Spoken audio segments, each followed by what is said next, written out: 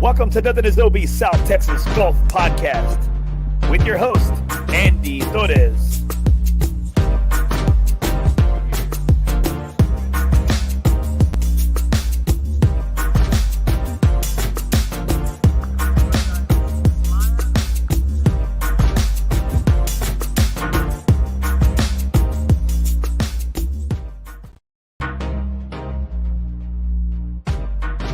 All right, guys, disclaimer right here. All right. For those of you that are watching, we totally appreciate your support. The views or opinions expressed by the host and guests may or may not be shared by the sponsors' supporters. Listen at your own discretion. Thank you so much for your support. I truly appreciate y'all. All right. Now, today, I got a banger for y'all today. I got my man, Joe Caruso, on the show tonight. All right. Yes, that's right. One of the best golf instructors here in the San Antonio area. I think really he's one of the best instructors in the United States and in the state of Texas, but he just pretty much frequents here in San Antonio. All right, he's going to talk a little bit about, yes, his playing career, how he got his name up on the board at Brackenridge Golf Course, and about the instruction that he's had, the instruction that he offers, the services he offers, and again, I'm so thankful to have him on the show. All right, Joe, thank you so much for joining the show. I truly appreciate you being on tonight. Thanks, Andy. It'd be a lot of fun. Podcast for me, that's for sure. Well, you know what? Everyone says I always have a face for radio. And you know what? I think it's a compliment. And I'm just like, well, hold on. It's not a compliment. Right. Well, let's get right into things. You know, everybody may just always see your name and they see your cards and they know you from your old shop off of Blanco. And now you're at San Pedro and everyone always kind of sees, you know what? No, that's the little corner over there. That's Joe's little wonderland over there. So why don't you tell us, how did you get started in the game of golf? That's a good question. It was my uncle John's Arcaro from Houston. My two cousins, my older cousin, Michael, was a great player in the state of Texas. He was ranked number 2 in the state. And he won many golf tournaments. And they had Texas State Championship used to be played here at Brackenridge Golf Course. And I believe in 1976, he was 76 or 77. He was here at Brackenridge playing the state championship, and you were staying at our house. So my mom would take him down to Brackenridge, and I decided to go walk around with him. And the kind of funny thing is that what I liked about the game was all the funny clothes that they were wearing back then. So that's how it all really got started. Big Sansa belts and all the kind of craziness, but I kind of liked the sport right off the bat. My uncle sent me some golf clubs, and that's how I got started.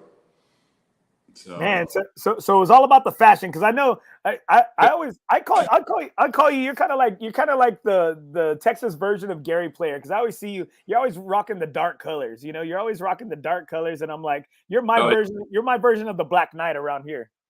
Yeah, during the winter and fall, it's black and gray.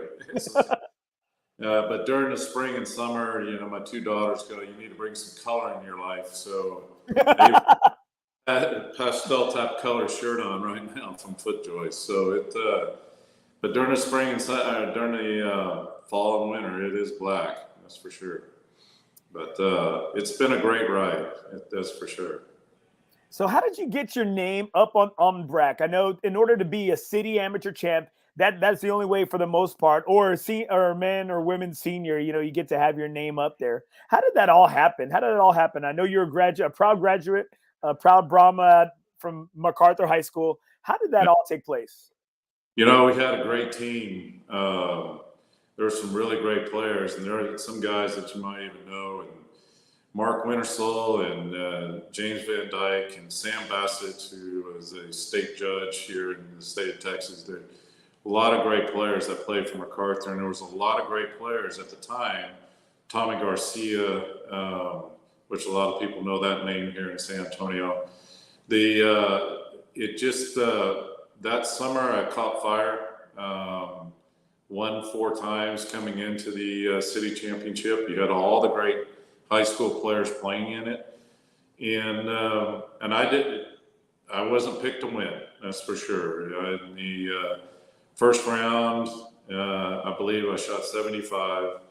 And the second round, a par 1, triple bogey 2. I don't know if people remember, the bunker on the right-hand side of hole number 2. Hit like what I remember to this day, I hit 4-iron and buried in the bunker, couldn't get out. I'm pretty sure we didn't have sand wedges back then either in 1979. But I'm walking down hole number 3, and it's a really funny story. I'm walking down 3, and Mark Wintersall shot 71 in the first round. He was our team captain at MacArthur at the time. He always had all the pretty girls with him. And that had his girlfriend brought 2 other friends. And we came across, he walks over from 1 tee across the 3 fairway, and he goes, "Joe, that pretty little blonde girl right there, that blonde girl there really likes you." Well, I birdied 3, I'll never forget, I birdied 3, 6, 7, and 9 to finish 1 under on the front side. Ended up shooting 68 the second round. And she came out every day and ended up winning. And I always said it was because of her. the things we do for a pretty face, right? I was just trying to show off, and I ended up playing really, really well. So it was kind of interesting. And that's good. So tell me, back then, I know the design was totally different. So how drastic of a redesign Brack is currently today than it was back in 79? Because 79 was a good year, especially November 17th, 1979, because this guy was born for about 42 years ago, right? I think the design of the front 9 really hasn't changed much, other than the bunkers and where they placed them, like hole number 4. But that big bunker out in front of the green and fairway bunkers. I think 4 was harder back in the day because they had palm trees in front of the green. And those palm trees would grab your ball as it was flying towards the green. But the back 9, there's a big change to it. And, that practice green that everybody goes back over there to the side over there by the cart barn, that used to be the par 3 green. And where 11 T is now, that was 16 green, 16 T. So we used to hit like 5-iron, and I remember the last round, they hit 5-iron and ricocheted off that green building over there, and the tee box was right there on 17, and I chipped it through the trees with the 6-iron up to about a foot. So I can remember this day. The back 9 now is harder, I firmly believe, because like hole 14 is that's a tough hole. And obviously 16 with that big tree in the middle of the fairway. But it's a lot harder now than it was. That's one thing my dad always tells me, because I know sometimes people don't know. If people aren't familiar, if they're not normal, Brack guys or people that are used to playing the tour, the trail courses, right? Now they don't know that chipping green and small and short game area is around behind the cart barn. And I know somebody pointed that out to me one time, and I was like, no freaking way. And I went over there to chip and putt. And then I remember playing one time with my dad, and my dad was telling me, I think we were on like 10 or 11, and he goes, "Yeah, I remember the hole used to go that way, right?" And I was just like, "No way!" And then they also tell me that there was a hole on the other side of 281, correct?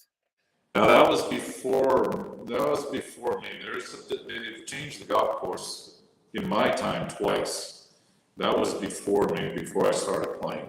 So I had never saw that before they built 281, and that's supposedly the holes met on the other side of that 281. Mm-hmm.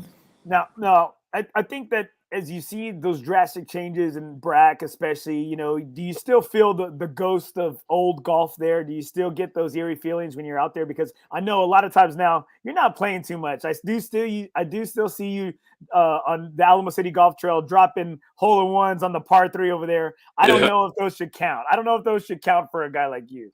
That should always count. But I think when you go out there, the beauty of them with the buildings, right? Especially the first tee. They never got rid of that building, on that first tee behind the back there, the old rock building. And it does bring back memories. It brings back a lot of memories. Because really back then I lived off of pretty close to Austin Highway and Vandiver, so I'd take my club, catch the V of us, and go all the way down there and hop off. And believe it cost 50 cents back in the day. We'd play all day. So he grew up on Breckenridge. We grew up on Almas and Breckenridge. And then when we started to drive, it was Riverside and Willow. And, but, there's a lot of memories, great memories of Breckenridge. Please don't hit it right on 8 and 9, all right? It's like, none of us knew how to draw a ball back then, so you just kind of hit it. Hope it didn't ricochet to the right on 8 and then 9. Those two holes haven't changed much. And obviously the contour of the greens, but it's still, yes, every time you go out there and watch the kids play, it's a lot of fun. There's no doubt. Oh man, I think that was one thing too. When I first moved up here to San Antonio, I got to see my cousin play, or my cousin's son play, and again, I fell in love with the course. I straight fell in love with it. Yeah, it's like it's a lot of fun, and they have what they've done now is they've really helped out the junior players, especially the girls. All right, especially the really good girl players, because that golf course, if you back up a really good high school girl player back to the back tees, that's like playing a college tournament. Backing it up to 6,300 yards, they got to fly the ball over bunkers. They got to do all those crazy things that they do now in college. So the golf course, the redesign's been great. And then they just redid the bunkers, and it's just fantastic now with this new sand bunkers. No, I definitely need that, because I'm from Corpus Christi originally, and you know what? I guess I just really love the beach a lot, because I'm normally in the bunkers a lot over here in San Antonio. All right. and so I really do like how they did redo all the bunkers and that white sand, and it's nice to get out of. Don't get me wrong, shoot, it's nice to get out of.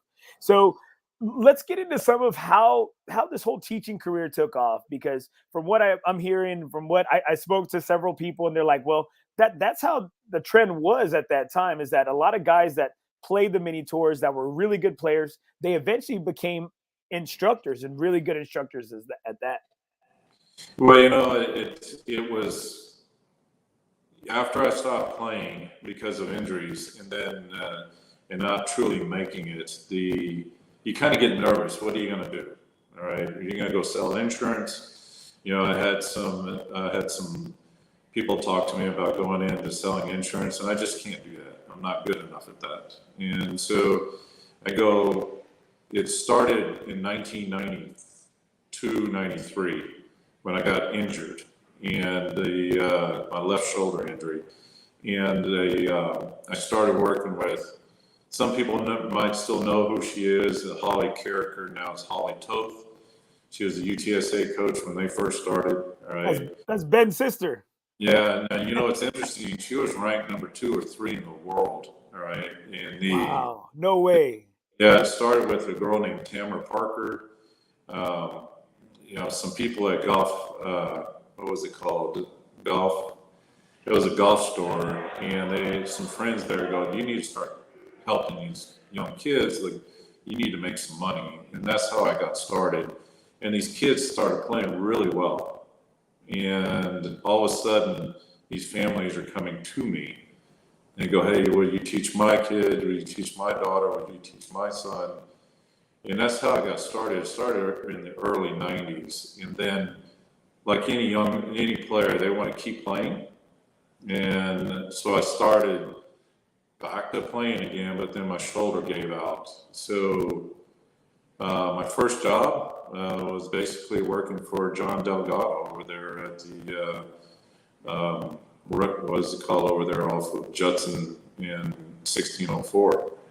has many different names. Rolling Oaks, all right, driving range. Yeah, Rolling Oaks. Yeah. I started working there for about 7 months, and then my mentor, which was Buddy Cook, and he goes, "We're looking for another instructor at La Cantera."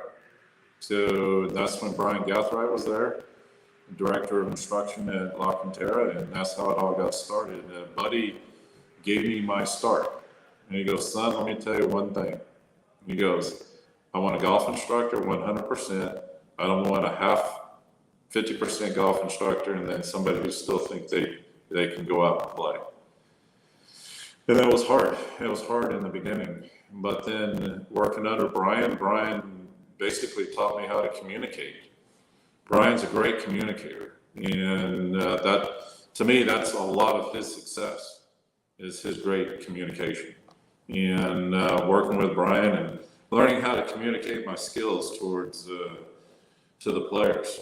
And I got a lot of young players, and I was blessed. A lot of them started winning, and it just started kind of trickling down from that point.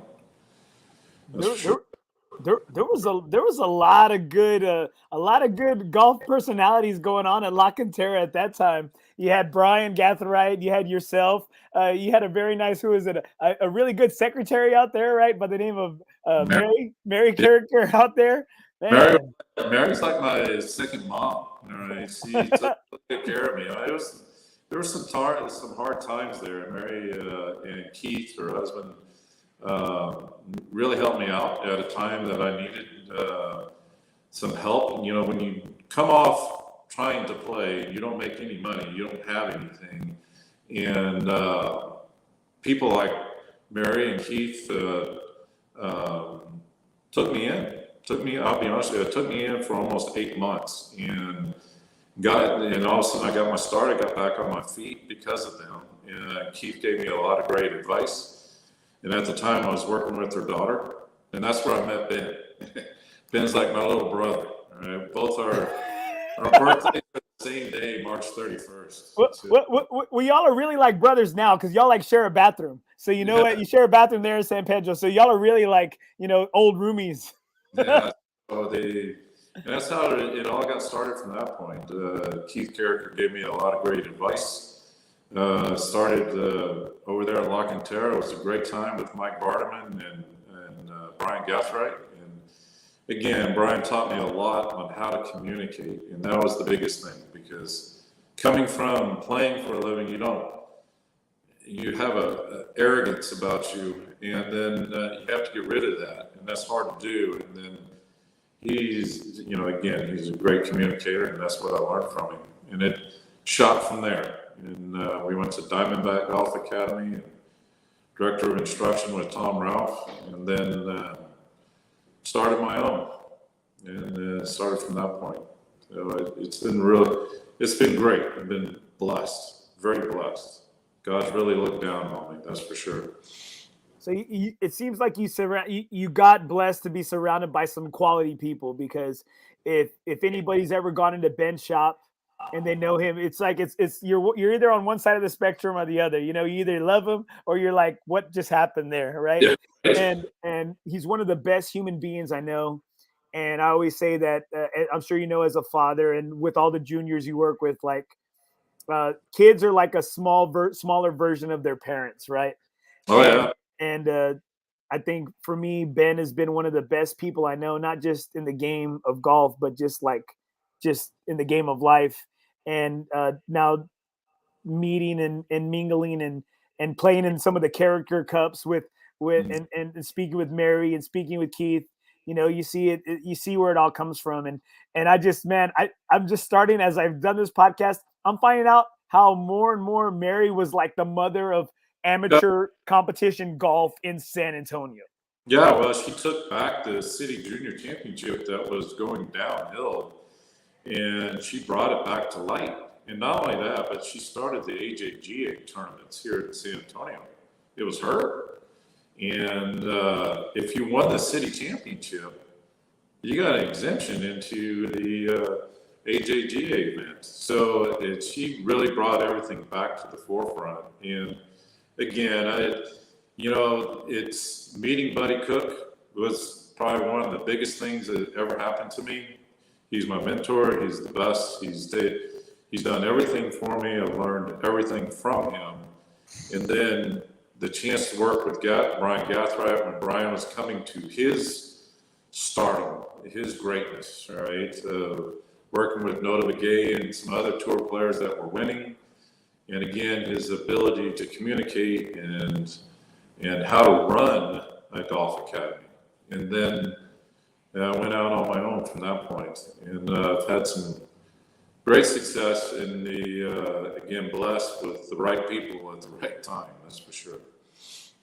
Well, as a teacher and coach, that's what I do for my profession. I truly believe that those are the best instructors and the best coaches, the ones that can take what's in here and put it out for somebody else to view and see and understand. And so I always appreciate that. And that's why whenever I go to Ben's, and that's pretty much like at least once a week, and I'm always looking at you and seeing and trying to hear little tidbits and trying to get some tips for free, and trying to see what do some of the best instructors, say, and what do you think like maybe is one of your lines or something that you're able to do to get all these, not only junior golfers, but you get the hat golfers like myself, and you get those weekend warriors that you're able to give them a sense of confidence when they leave you. Like you hear these guys, oh man, Joe Caruso is the man. I feel like $1 million. I think it's just taking the most technical part of the game and turn it into a very simple way of explaining it. And that's what I think that's what Brian taught me the most was, and guys, look, I've been around some of the best. I've been around Hank Haney. Hank allowed me to stand with him while I was giving him golf lessons. Been around Mike Bender, and everybody knows Mike Bender's Instagram. All right, everybody is all over it. Mike's a friend, and he's helped me out a bunch on how to communicate, not only to communicate, but how to get players to practice correctly. But I think it comes down to when you listen to these guys, you look and boy, that's really technical what he's getting ready to do. But then they simplify it, and the player just sits there and really grasps it. All right, and that one thing. And Hank said, remember something, Joe. The player's only going to remember 10% of what you say in that 1 hour. He goes, so you need to continue saying the same thing over and over again, maybe 50 times, all right, until they grasp it. And something that you say will click. And once it clicks, that person feels very confident. And I think that's what's the part of my success is saying the same thing over and over again and picking out the right thing at the right time. And then communicating it in a way where they understand it. Not what an instructor would understand or what a tour player could understand, but what a basic amateur who's trying to get better will understand it. Especially nowadays, because YouTube has totally changed golf instruction. I'll be honest with you, it's become more, people know more, but they're more confused. If that makes sense, right? If that makes sense, no, I agree with you there. It started with the Golf Channel. So we have them to thank, right? We have them to thank for all of this. Yeah. All right. I got right here. Brian Dishner. Joe, we go way back. Yeah, we do. That's true. He said he was always slacking. He said you and Brian were always getting on him to go get this, go get that. How come this isn't here? How come this isn't there? That's what he told me. Well, the beauty of La Cantera is that we had outside help. All right. So the place it looked when you drove up to the academy itself, you knew the environment when you walked out there was like, wow, I'm here to learn. And that was the beauty of La Cantera Golf Academy. I mean, we had that place rocking. And then, things change and you get new management. And management wanted to change a few things. And so everybody started going on their own ways. And okay, so tell me, And for some of us that may not know or be familiar with Lock and Terra, now I guess the Lock and Terra Golf Academy, is that the one on the other side of the range? Yeah, that's that real nice restaurant. Oh, okay. So if you've ever been in that restaurant, that was our building. So it used to have a breezeway. It had the offices. It had everything in there. And it was super nice. You had that huge tee line, grass tee line. We had 2 greens, a big bunker area. And further down, they ended up building an indoor facility also. But, that's it. It gets down to making money. All right. So places like that, we're going to build a really nice restaurant for the people that are staying here. We don't want people leaving Lock and Terra, going somewhere else to find a real nice dinner with their spouse. So that's, the Signatures down there now. It's, a great restaurant. And, they make more money that way other than a couple of guys giving golf lessons down there. That's for sure. So where did this whole idea come from Joe Caruso Golf Academy? I know you talked about being at Diamondback, and again, getting some great tutelage for some really great and awesome golf personalities here in town. So where did that whole idea really take place and kind of come to fruition? I had started at Diamondback. Diamondback was an awesome place. It was a double-ended range. It had 4 putting greens and chipping areas. It had an indoor facility. It had everything. It had a workout center. It had everything. It had 3 practice holes. It was just a little bit before its time. And if it was now, it would be jam-packed. But it was a little before its time, so we all kind of separated. And I was trying to find a place to go. And Jamie Carver, all right, was an assistant pro at Olympia Hills. He goes, Joe, come on out there. I'll put it out in front of the director of golf and manager and see what they said. And they said, yes, come on out. We'd love to have you. And so I started Joe Caruso Golf Academy at Olympia Hills. That's where it started. And then Tom Cavino at the time bought Panther Springs, the driving range. All right, they're off Blanco Road, 1604. And he had it for like 2 years. And he goes, nah, this is not for me. I don't want to run something like this. So he came to me. He goes, I really think that you could make this happen. And so I talked to my brother about it, and we made it happen. And that was, we had the place for about 14 years. And we added all the buildings to it, and we did a bunch of stuff, and started going out on my own. So it was really good. I'll be honest with you, it was a good thing. So what is the deal? Because I know you told me that there's something going on with the back portion of the range. I don't know if you could go into it legally. Are you able to? The back portion of the range on Blanco? Yes. Well, it's a river authority land. All right. So the river authority, that's the river authority land. It's not city property. So that's river authority. River authority controls all the flooding and moving water around San Antonio. So there's, I believe, 13 dams across San Antonio that kind of line up with one another all the way through downtown and past downtown. And so they're going to close the range. When I sold it, they said that they're getting ready to close all small businesses on river authority land. So there used to be like a BMX bike place up Blanco Road. That's river authority land. That closed. Once the lease is up, it's up, and they're going to get out of there. So a lot of it is because the population growth, all right, and those dams are eroding, so they got to rebuild it back up, and they want the grass where the ball is landing to grow back up to X amount of height, because that controls flooding. So like if you get the 1,000-year flood, it protects all the neighborhoods downstream.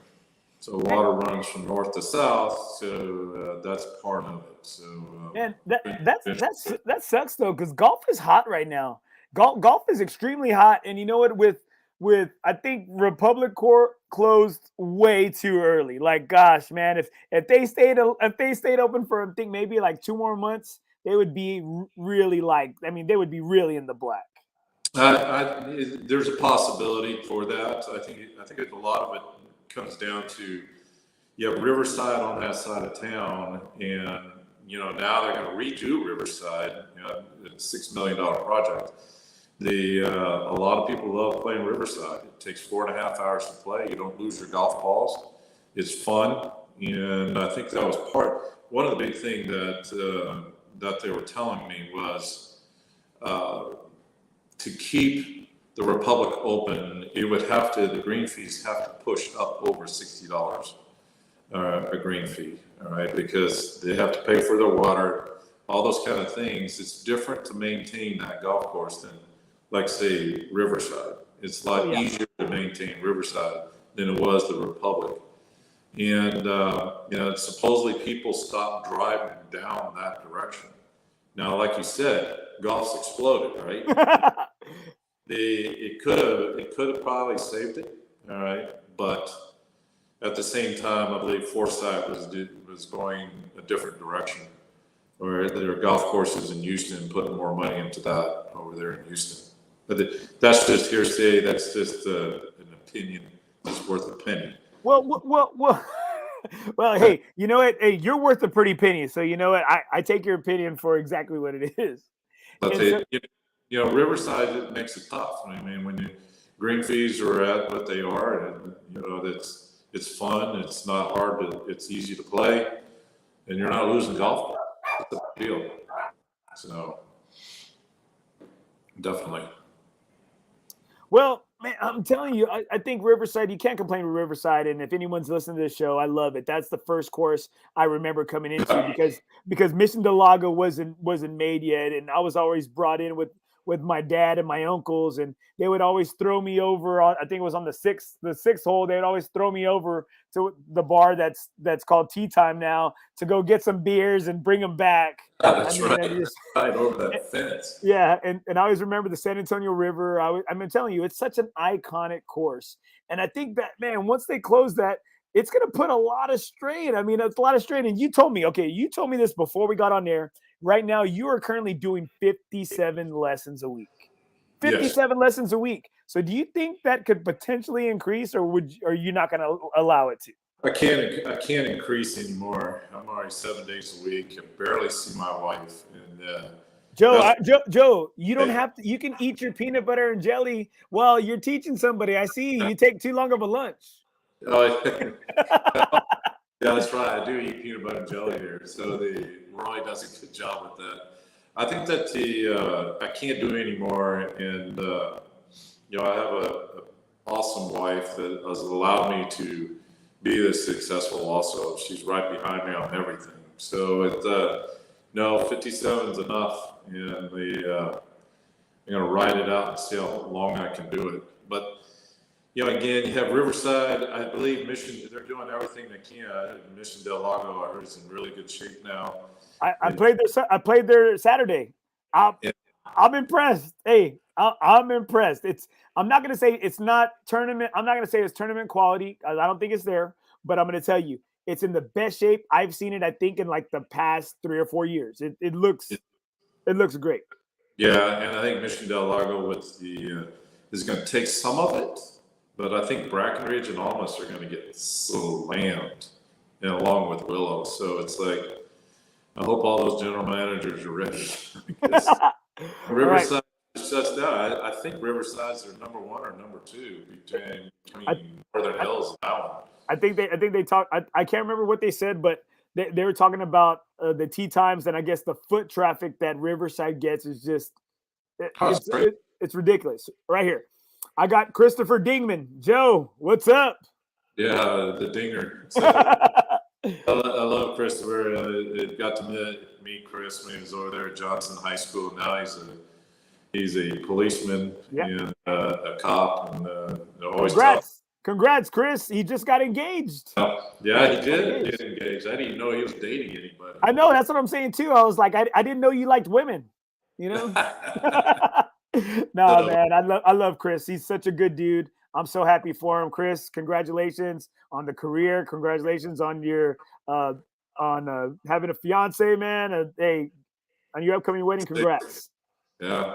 I got John White right here. Riverside is a great course to walk. It is. It's beautiful. It's such a scenic course. Easy to walk, from green to tee. It's right there. And again, I think it's one of the, and I firmly believe they're going to keep it the same way, where you don't lose any golf balls. So that, if you want to play in 4 hours and 15 minutes, you go to Riverside. You get a nice round of golf in. People are really nice, and it's just a great place. And, they're going to redo the par 3. Par 3 was great in my day. I mean, we'd go down there, we'd play the par 3, and then we'd go play. It's like, it was, they're going to redo the par 3 there also. So it's going to be pretty nice. I'm curious to see how that's going to be, because I know it's the same guy that did Almost. And I'm really curious. I know everyone's trying to get their rounds in, because I know as of, I guess, like mid-November or late November, boom, it's shut down, right? And I agree with you in regards to the par 3, because, or people say executive, right? I mean, you rarely hear that term anymore, right? Executive course, right? And it's challenging because it's got bunkers, and that's what I hate about that part. I'm like, man, like, you're gonna put some bunkers on a par 3? Like, give me a break. Like, you can't do a little nooner. You can't do a little lunch hour. A little lunch crunch there. Yeah, they have pecan trees that get in the way. I can't wait to see that one. It's gonna be fun to see, because again, when we're growing up, I didn't grow up on a country club. I started at Almas, ended up at Brack, and when I was playing in MacArthur, we hop onto it, off to Riverside we went. I mean, the coach every week, you would have a schedule out. There was Almas, Riverside, Willow, and Brack.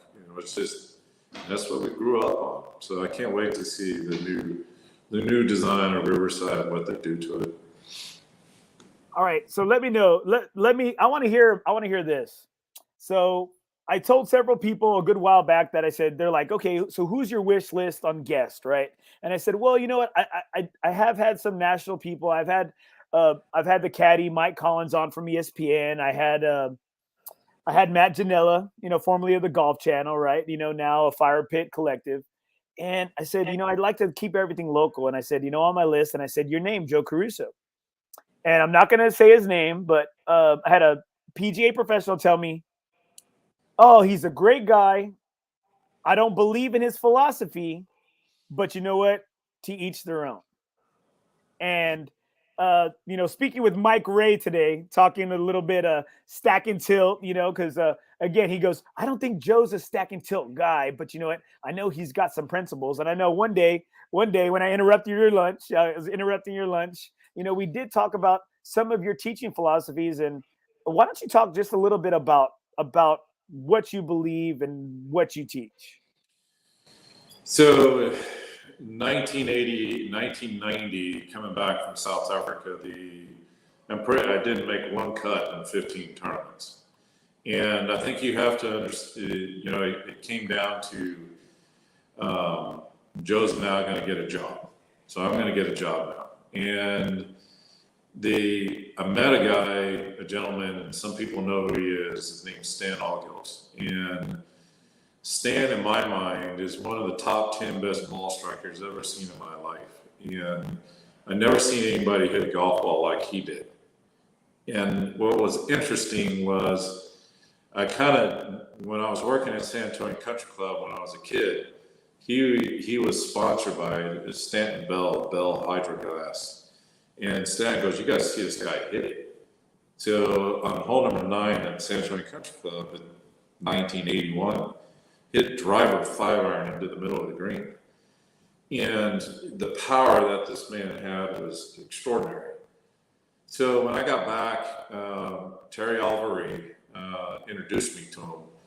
And I met him down at the polo fields, which is now the first tee, and got a lesson. And the first thing he said, he goes, Joe, let me tell you one thing right off the bat. Not one great ball striker moves and transfers weight to his right leg. They don't transfer weight.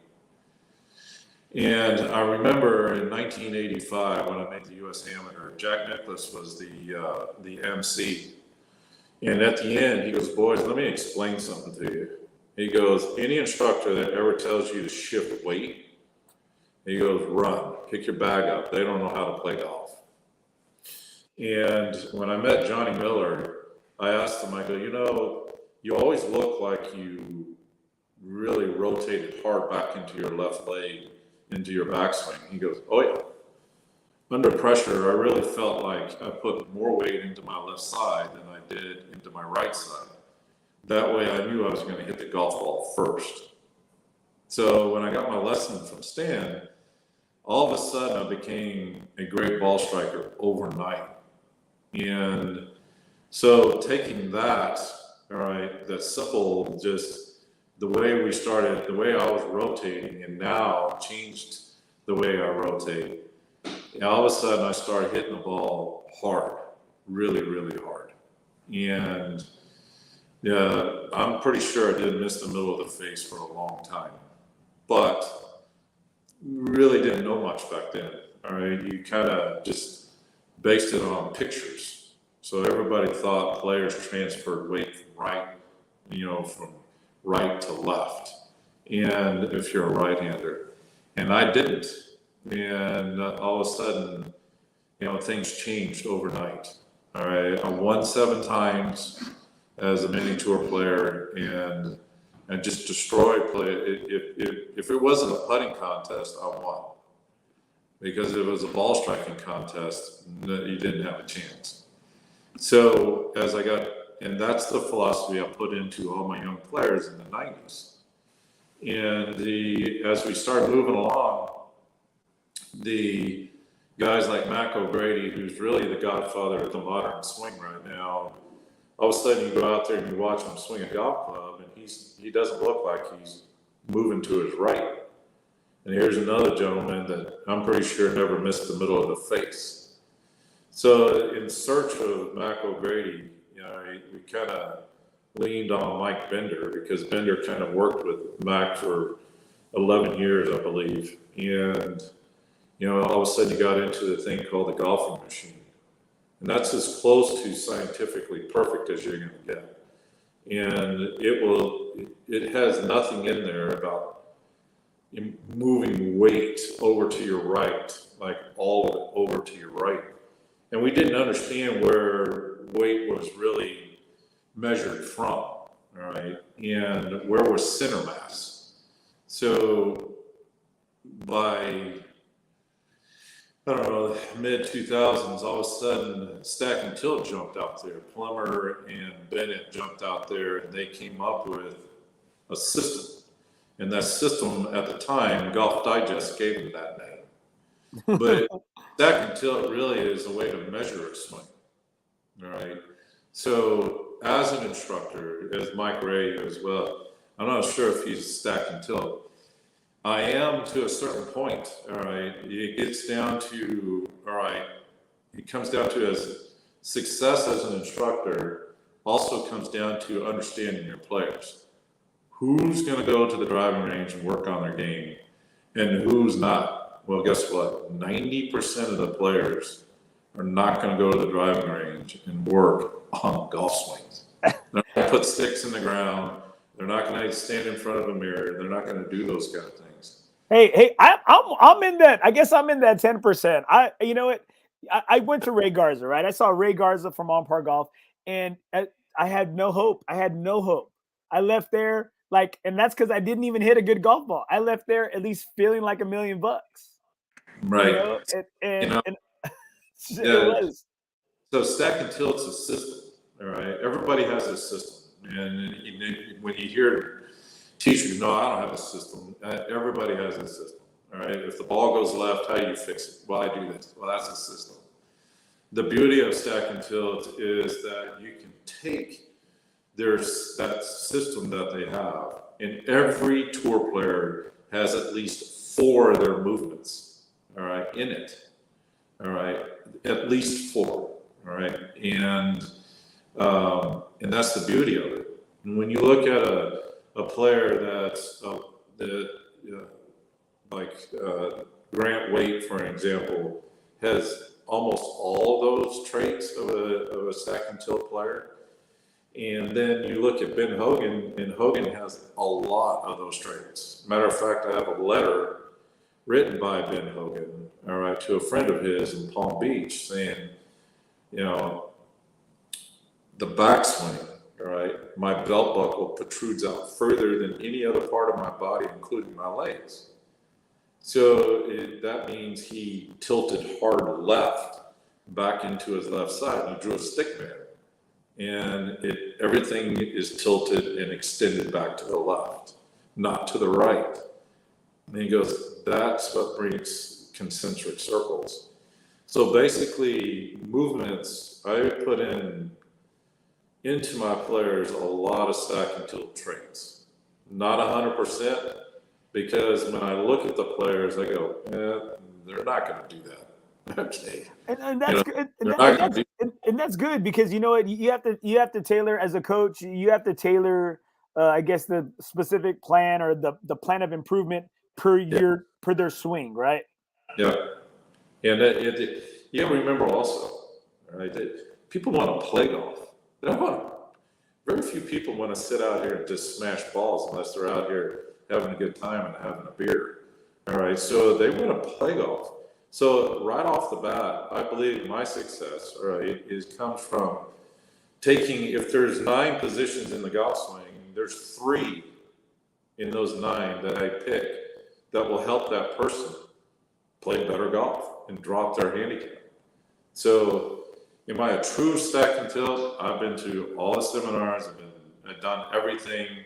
I've gone to see Dr. Bush, who I think is brilliant, all right? And I'm telling you, when you go through it, you become 5 times the instructor.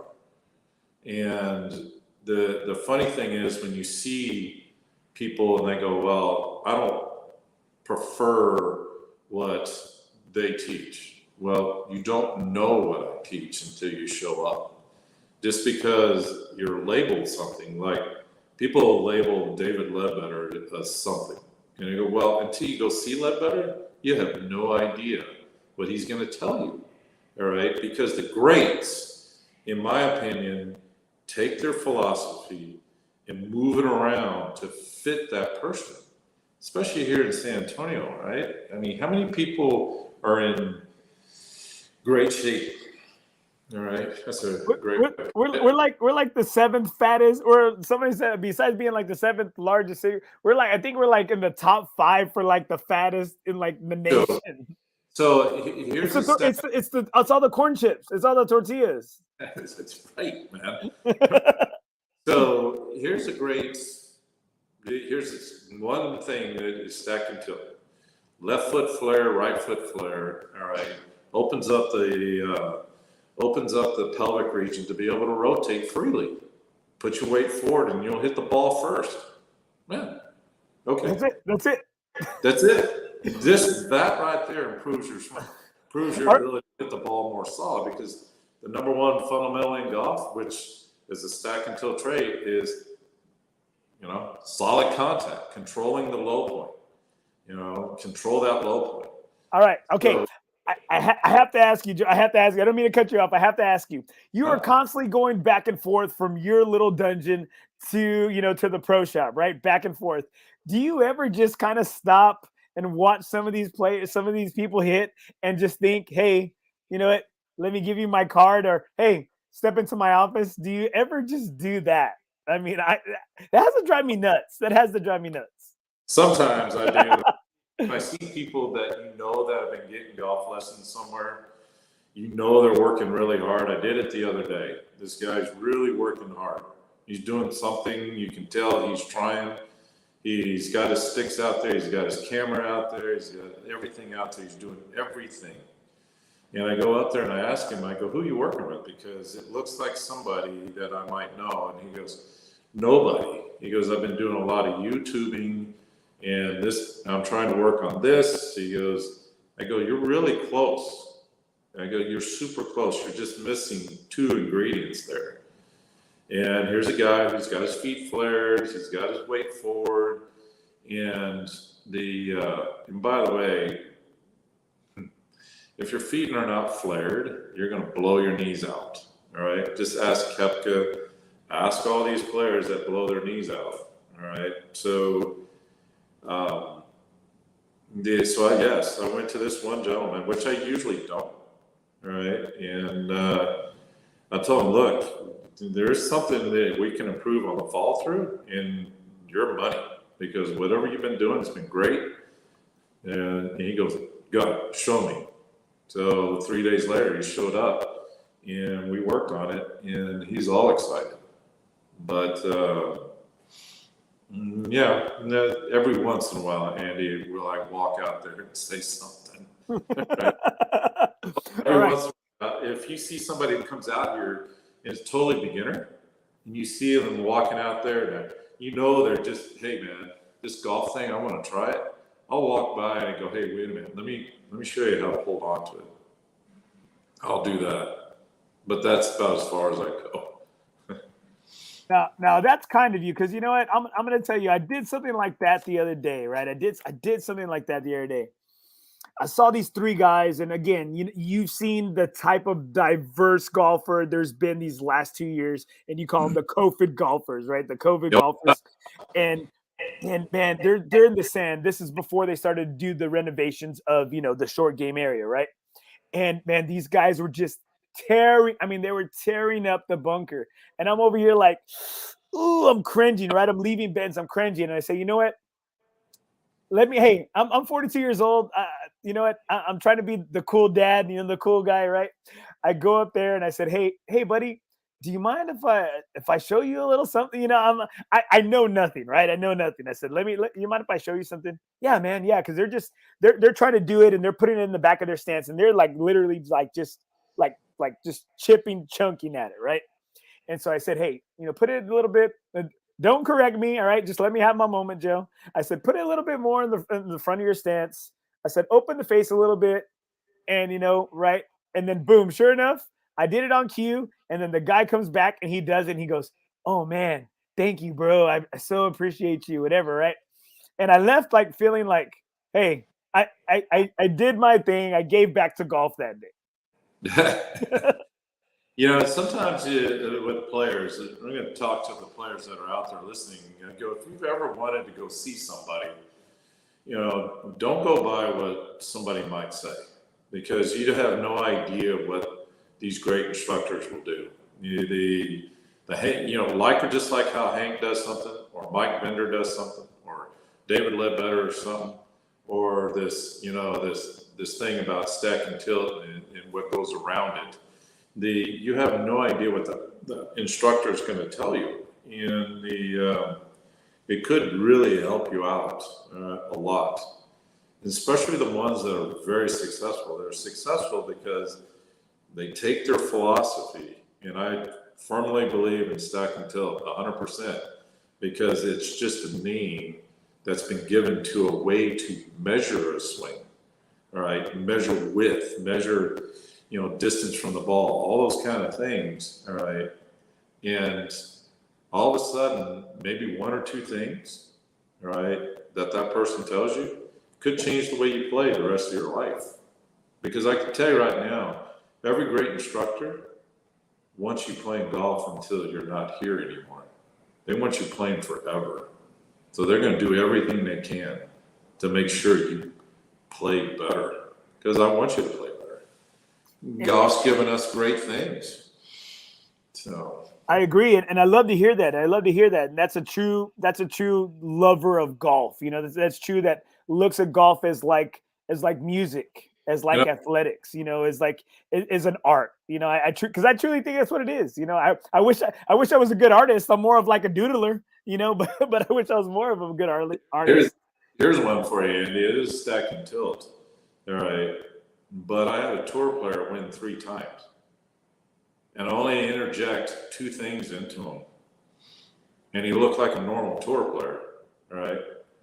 and he won 3 times. So it's like great instructors will take their philosophy, break it down, and put it into people, maybe one thing, maybe 3 things, but it'll never be more than 3.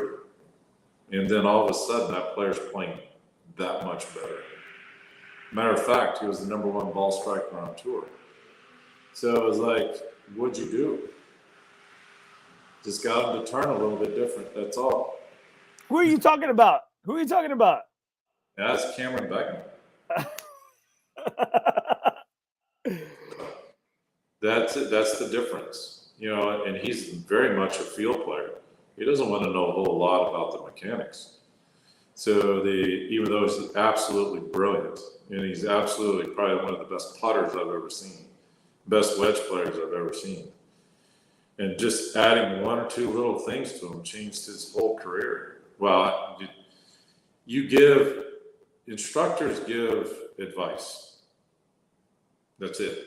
Then the players of that great magnitude take they have such great hands that whatever you tell them, they can make it work.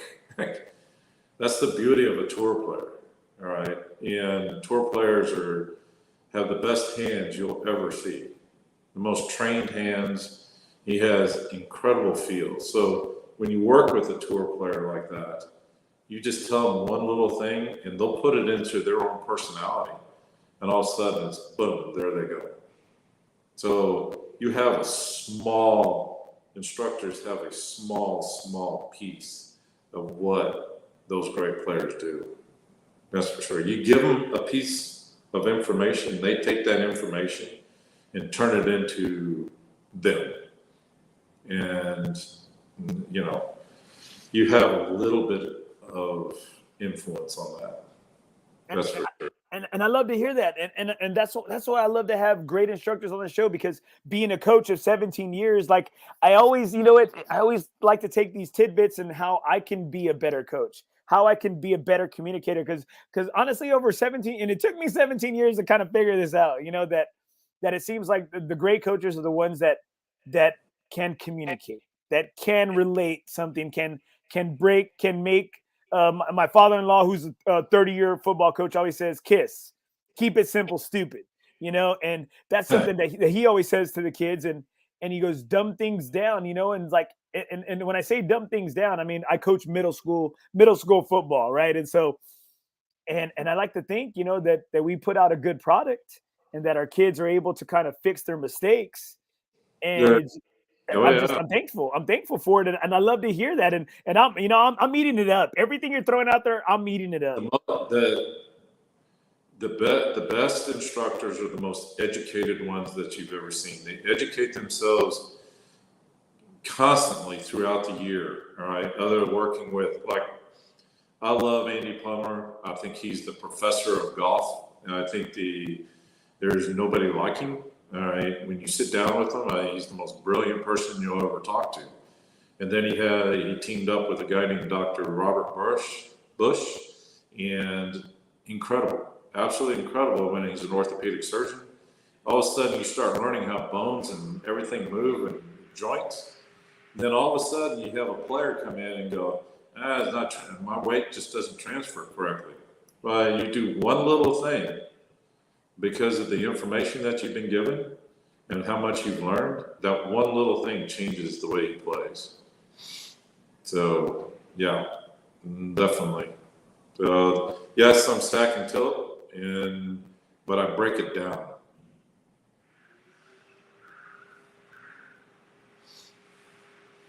You're damn proud of it, right? Oh, yeah. All right. I got Ryan Villarreal right here. He doesn't have his name on here, but I see it over here. Ryan Villarreal. I had my first golf lesson with Joe 22 years ago and still trying to recover. I also had the pleasure of working with Uncle Joe at 3 different academies. Yeah, Ryan is a great man, a great father and husband, and had him when he was young, had him when he was in college, and then he worked at the academy. He worked for me, Blanco also. Honest, and you know, when he went to the Iraq War as a medic. Boy, it just, I prayed every day. It scared me, man. It's like that he would make it back, you know. And here's a young man that graduated from St. Mary's University, golf scholarship, went straight into the Army, and not as an officer. He could have gone, but he went in as enlisted and was a medic, and he made it back, and now he's a fireman. And he beats the crap out of it. You know, the firemen against the policemen. Hey, I know they have their competition. I know the police have been getting it put on. Yeah, they talk about the policemen talk about it, and they go, "Yeah, there's this guy on the fireman side that's really good." And it's funny that Ryan chimed in. You know, I just saw a real good friend of ours, Nathan Camacho from Dominion. And, yeah, out of Dominion. And, you know, there's another great instructor who studies extensively, and another young man that worked for me, and I know Ryan and Nathan are great friends, and that's where Ryan goes and works on his game. Now, I think as a coach and as an instructor, I think for me personally, you always say that you kind of really pour into your students, right? And I think more than anything, as a coach, and it seems like you took a lot of sense of pride of the type of man and not just the type of golfer Ryan has turned into. And I think those are the things that kind of last more than anything, more through any trophy, any banner, any title. It's that your kid turned into like a great human being. Yeah, you know, my success is like there's more with the girls. All right, the women, and then now they're young women that got families now, and you know that one of the pride and joy was Randy Meadows, who now lives up in Michigan, I believe, with her husband, who's head of greenskeeper at some really nice country club up there. I think he's GM now, and you know, she was ranked number 3 in the country, and you see all the posts. You know, I had 5 girls, young ladies at University of Texas at one time. You know, I've had 3 at UTSA at one time. All 3 just graduated. And you see them growing up, and you see them all getting married and having families. They're all turning out to be great human beings, both men and women. And it's kind of been fun. It's fun to watch. And social media has changed all that. You get to see them, you know, you get to see their families and their young ones. And now I know there's a young lady, Kristen DeFore, who that was her maiden name, has got 2 young ones now, and one of her daughters picked up a golf club now, and it's kind of fun to watch. And I know it's been fun. And I know Ryan's got his son out there hitting balls already. And I think his son maybe 4 or 5 years old. So it's fun to watch. It's definitely. They've all turned out to be really good, young, great people. And that's a great accomplishment. I got some questions right here. I got Daniel Trejo right here from when you were talking about more of instruction and stack and tilt. What does he mean by feet flared? So it's been like if you're a right-hander, your left foot, if your feet are 90 degrees to the target line, it's probably one of the worst things that you can do, in my opinion. And it's a known fact medically that'd be the worst thing you can do in your golf swing. So you take your left foot and you flare it, you know, anywhere between 20 and 30 degrees, preferably closer to 20 when you're younger. Your right foot should be flared between 10 to 20 degrees. The older you get, the more the flare. Makes it easier for the joints to be able to rotate. And at the same time, the pelvic region, which we call hips, are going to move freely without being stuck. You'll make a bigger turn. Now, okay, so I guess if your feet are here, you mean to kind of get them out a little like this? So there's not bad. Look at it. Yep. So if you're at 90 degrees, all right, then left foot flared. Yes. You know, like right. So okay. Yeah, I got you. You look like a duck. Okay, because I'm gonna tell you, I think I was on the range one time and somebody had just left your little facility, right? And and I'm talking with somebody and they just drink nothing but Caruso Kool-Aid, right? And so they're just nothing but singing all your praises, having a golf epiphany, a golf revolution, that because you fixed their game, right? And so he tells me that same thing, and I'm just like, you know what? And I'm over here like, okay, it makes sense because, like you stated, he said when you do your feet out like that, it allows your hips to open up, I guess, right, and to get more rotation.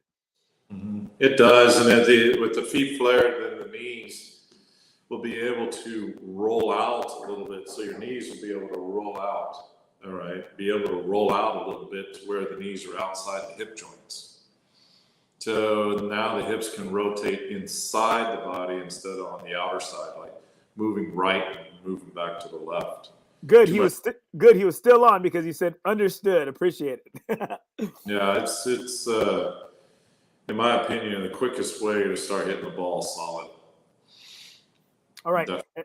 And then I got Jacob Munoz. He goes, in regards to you giving advice, he goes, good, I'll be out there tomorrow. Say something to me.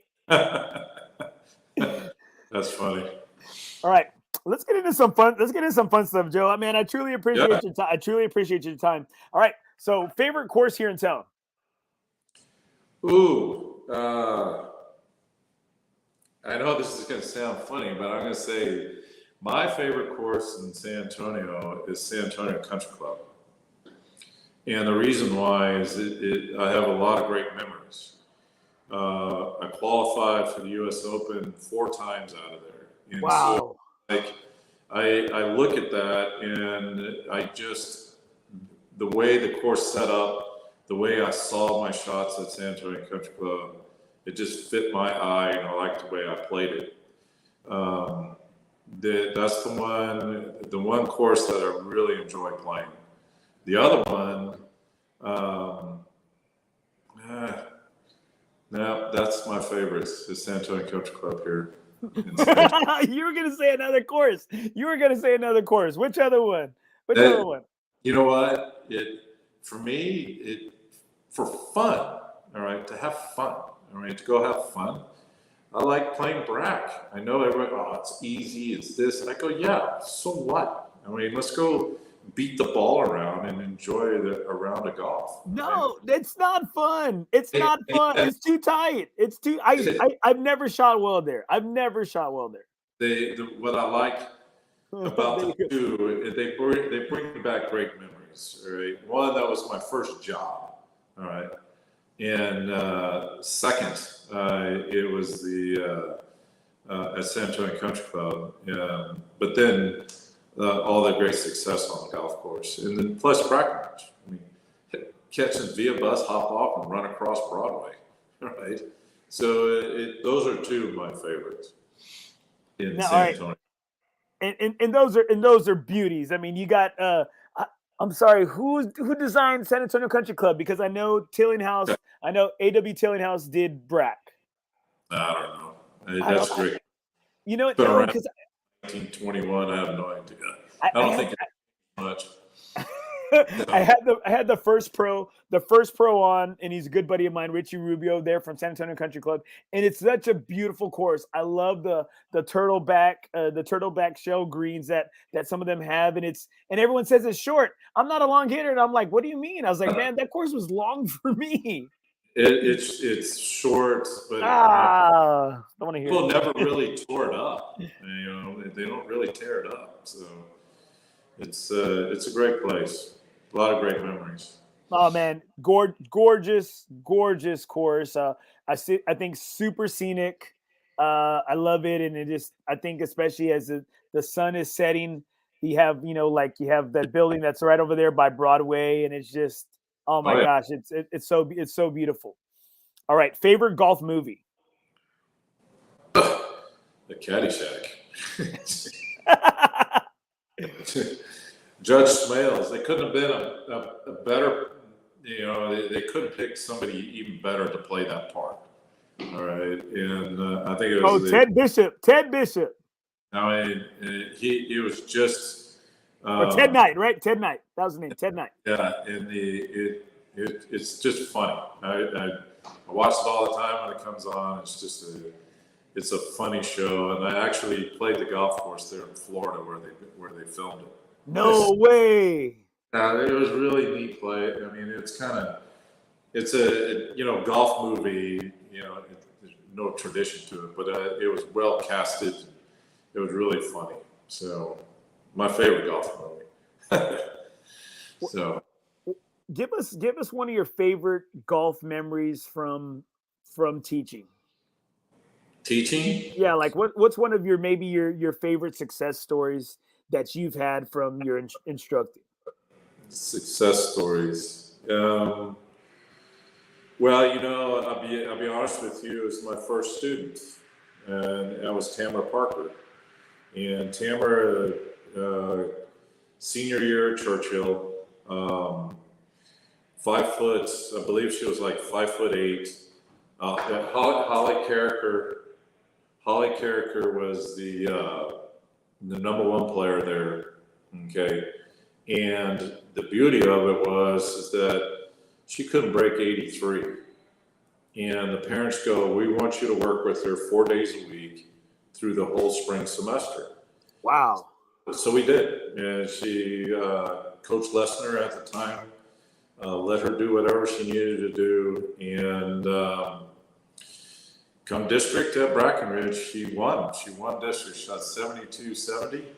Won regionals 70-69, and finished 3rd or 4th at state behind Holly. I believe Holly won state, all right, that year. And Holly ends up going to USC, and Tamara gets a full ride to Texas Tech. So taking somebody from shooting like 84 or 83, and 3-4 months later, or 5 months later, they're down. I mean, it just came out of nowhere.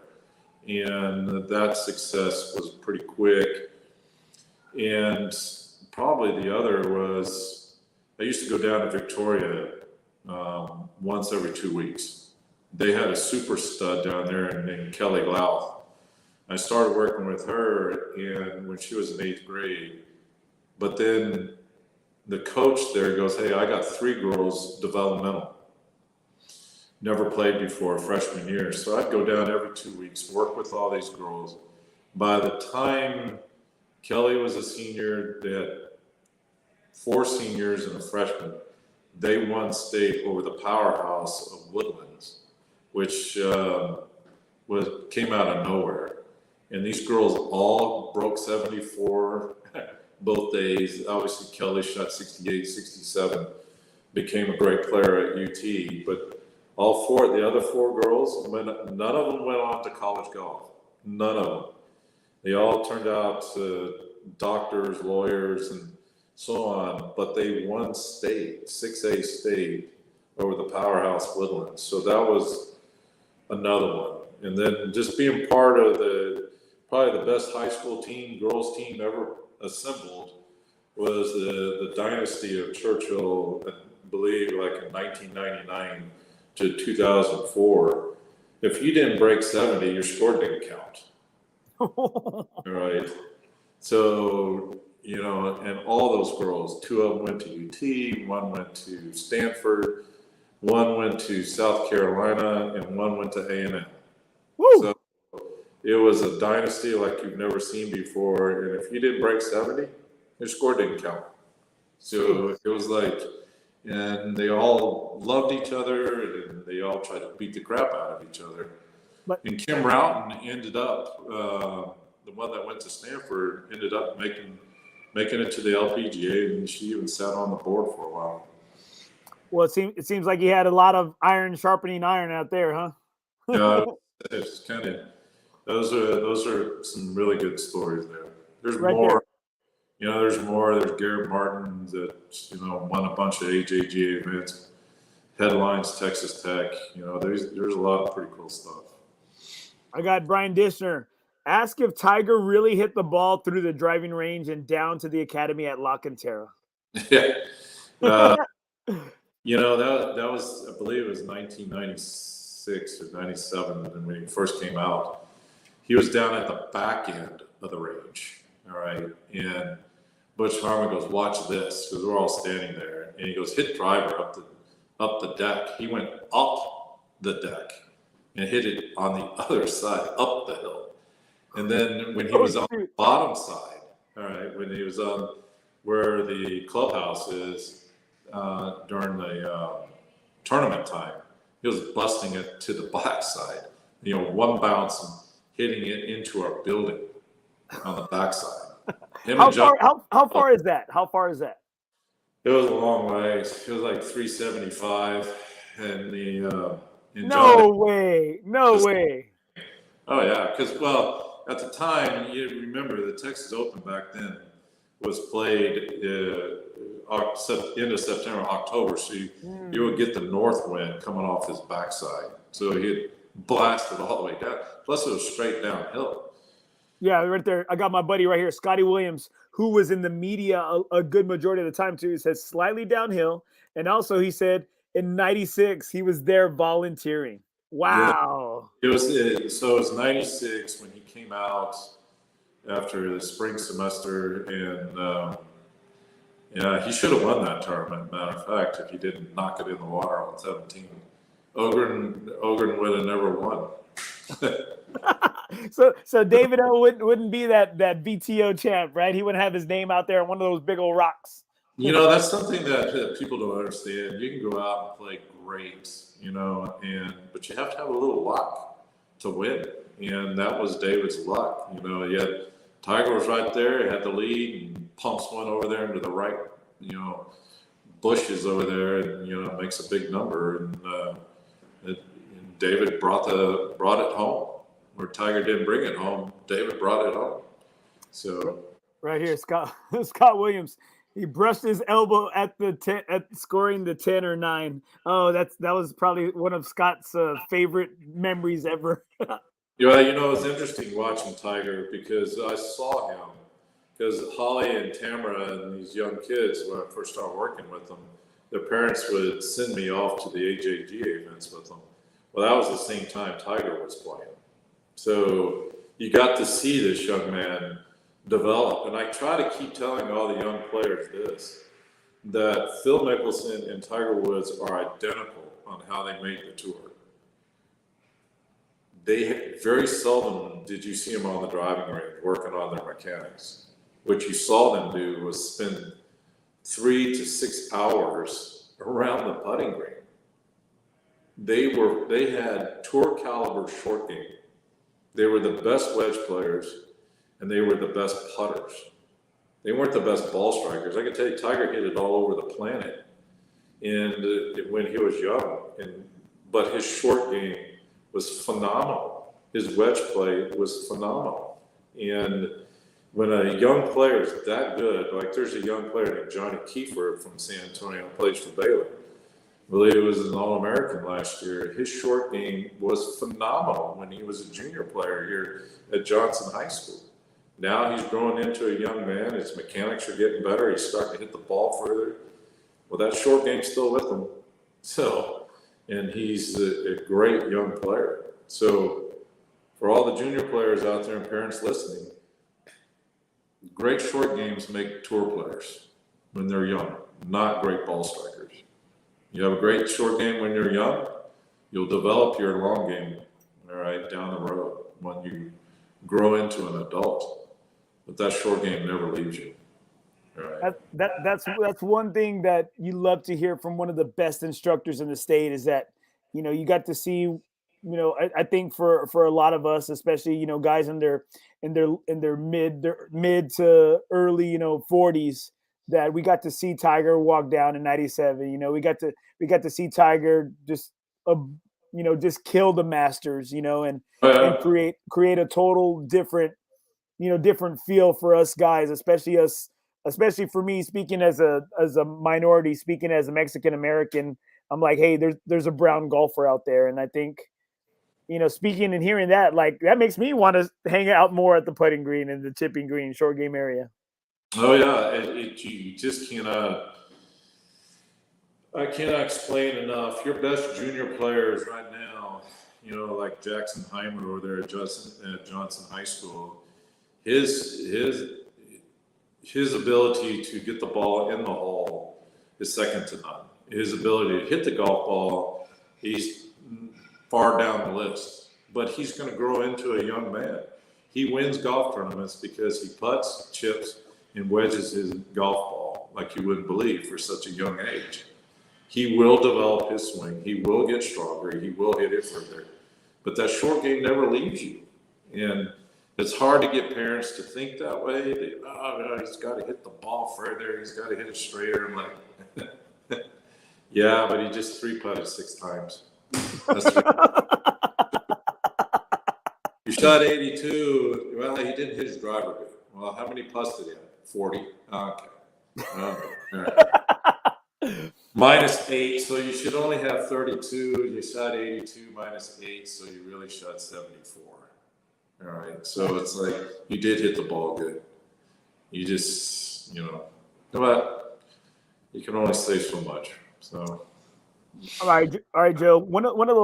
I got 2 questions right here for you, and I'd appreciate your honesty if you could. There was a lot of everyone was wondering a lot how you made your way to San Pedro, because I know getting you to San Pedro, I mean, that was like a big get for Alamo City Golf Trail. And I know also, I know Andrew worked his magic to get Ben there as well, and he's created a really huge monster there at San Pedro where you're having to redo the whole freaking short game area to add parking because of how such a hot commodity as you are as an instructor, and then how Ben is with club gripping, fitting, everything. What were some of the things that was able to, how were they able to get you to San Pedro? Well, when we sold the place, because of what happened, I had different places where I could have gone. I had four choices, but a year prior, before we sold the place, and some mishaps at the range on Blanco, I went into Andrew's office and I always go up there to say hello. All right, or come over to Brackenridge to play a little bit of. Take some of the kids onto the golf course, and I always go up there to say hello. And he once said, he goes, Joe, San Pedro's yours when you're ready.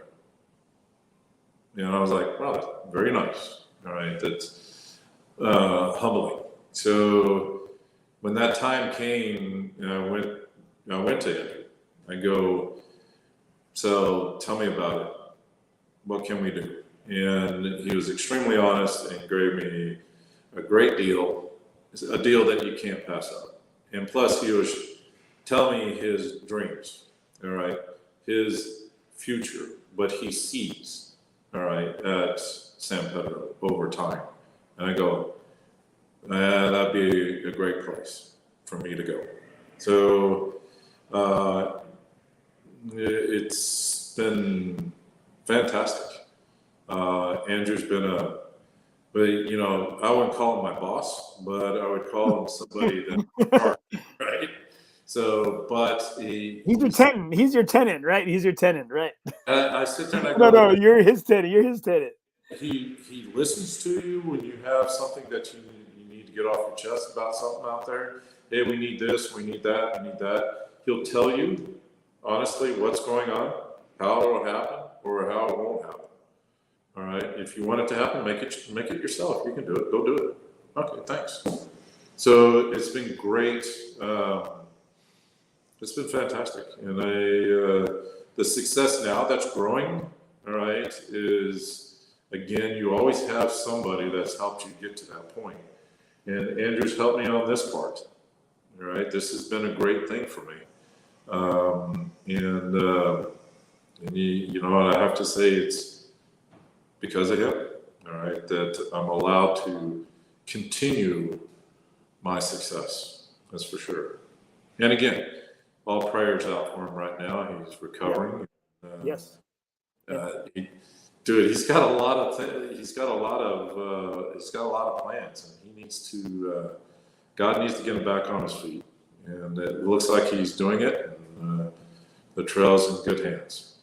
Well, prayers go out to Andrew Peterson and his family. I know he's going through some health issues right there, and don't want to get into any too specifics, but I know everybody in the golf world here, especially in San Antonio, I know we're pulling for him, and I'm glad to hear, things are on the up and up and looking better. And it was nice to see. I text my good buddy Javier, Javier Garcia, who's the general manager there at San Pedro.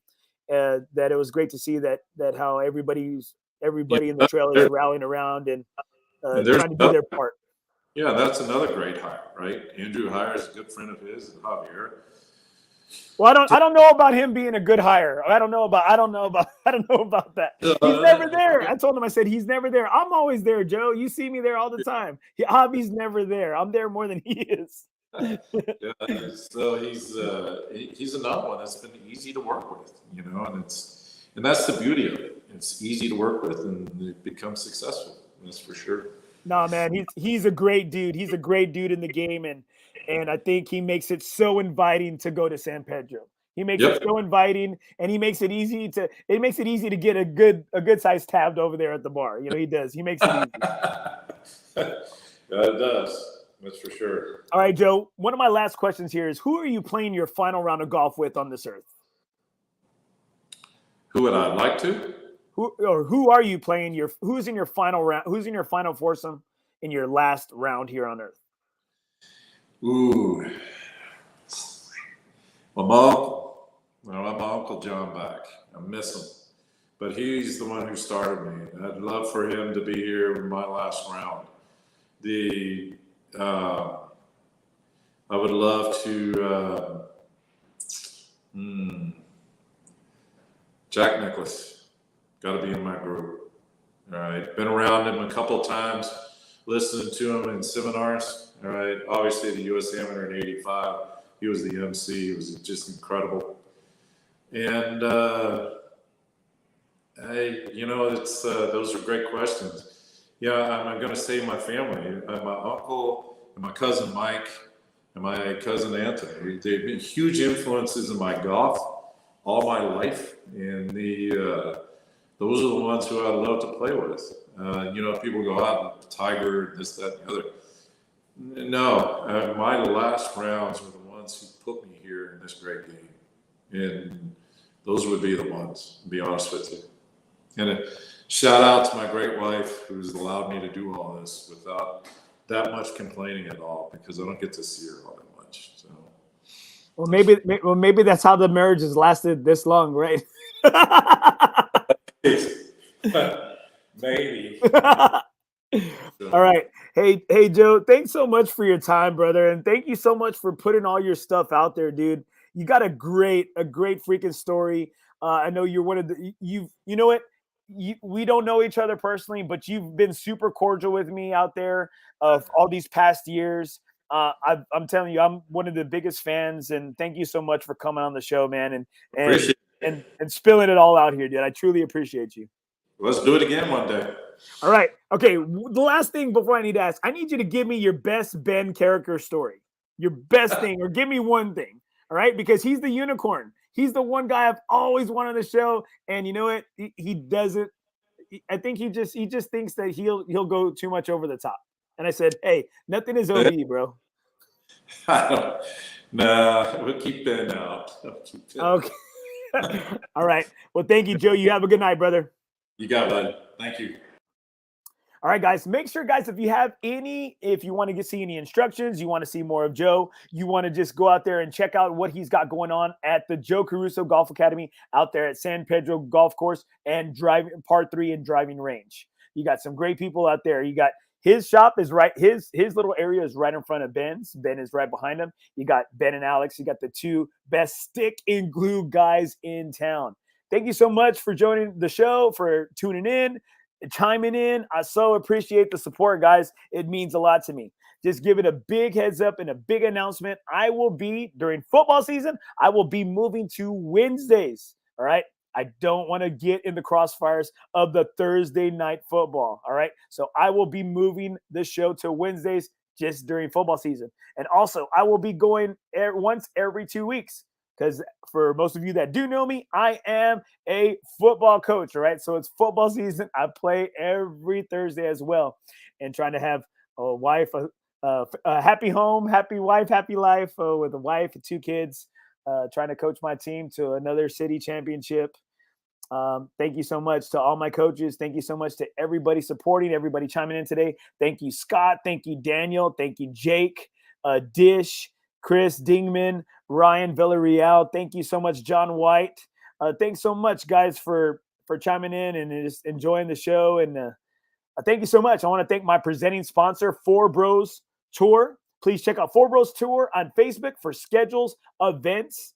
My good buddy, Jeremiah Sierra, who's the golf father. I got Sergio Mensis, Chris Jones, Charlie Garay. I got Mike Osman, our board for the FOREBROS Tour. Please check us out, guys. And as of right now, all the money goes to all of our participants. It all goes back to y'all. We got some great events. We got some great things. We got CTPs, proximities. That means that closest to the pin. We have also a new item going on. We have King of the Par 3. King of the Par 3. Make sure you check us out on FOREBROS Tour on Facebook for our events, all the details. Remember, in the game of life, nothing is OB.